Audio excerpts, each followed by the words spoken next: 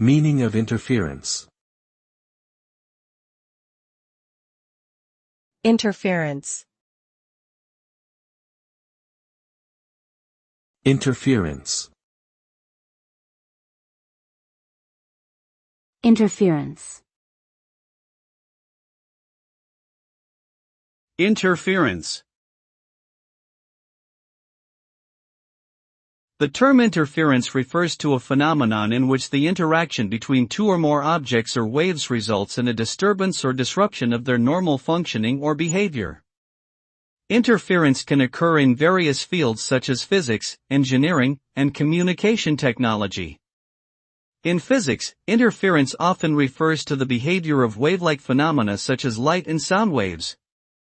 For instance, when two waves of the same frequency and amplitude meet, their amplitudes can add up or cancel out, resulting in constructive or destructive interference respectively.